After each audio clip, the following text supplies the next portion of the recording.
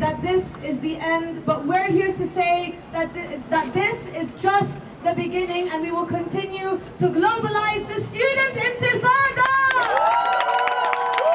Just yesterday, there were massacres that happened in Dir al-Balah and in Gaza, and at SOAS and at other universities. We have been raising funds for Haytham, a 22-year-old nursing student, and we are trying to help him safely evacuate out of Gaza.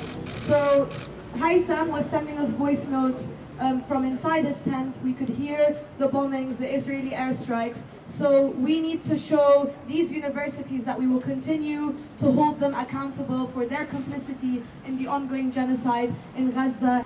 The movement is not the encampments. The movement is in every single one of our hearts, and regardless of whatever institution tries to strangle the students that stand up, the students that put their education and their comfort and their lives in difficulty to oppose genocide, regardless, the movement is bigger than that, and it is in all of us, and we will continue regardless of whether the tents or the flags are behind us or not. Yeah! For 100 days, students have been camped out on this lawn, and all they could do was evict us with a court order. They could not speak to us, they could not negotiate with us in good faith, and all they wanted to do was to get rid of us so they could continue business as usual. And we say there is no business as usual during a genocide. It is shameful that UCL wants to get rid of us just so it can continue its Welcome Week activities. This university, and it acknowledges that it is nothing without its students. In those walls exactly behind me, there is a whole poster and wall display about how this university is nothing without its students.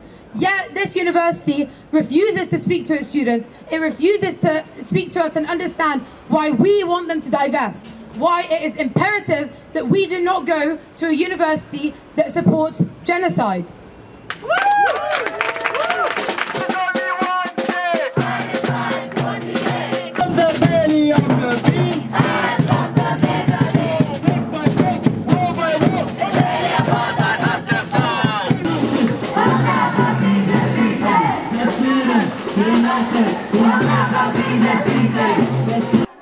My name is Nadine. I'm a Palestinian born and raised in Ramallah in the West Bank, and I joined the encampment here at UCL because I'm also a UCL student, and I'm ashamed that UCL has partnerships with BAE Systems.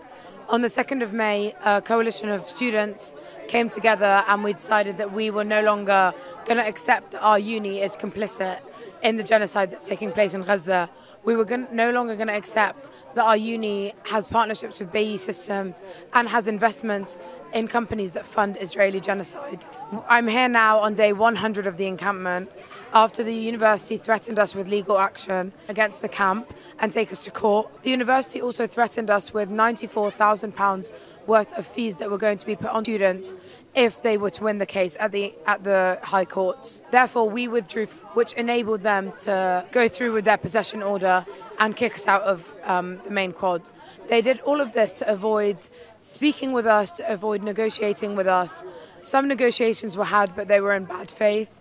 And the university seems to refuse to acknowledge that it is complicit in genocide. It refuses to acknowledge its partnerships, and it also refuses to acknowledge the murder of its own alumnus, Dr. Rifat Al-Arir, who studied for his master's here at UCL and was killed in Gaza in December. I think it's really important that we know that this is not the end. During the time of the 100 days of the encampment, we have built up such a community of people that are so unhappy and so ashamed of what UCL is doing. So we will continue to fight for UCL to divest.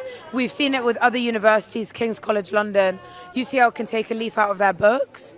Today I stand here being really, really proud to be Palestinian, but more ashamed than ever to be a UCL student. The genocide in Gaza is still ongoing 9 months in, with 40,000 lives have been lost.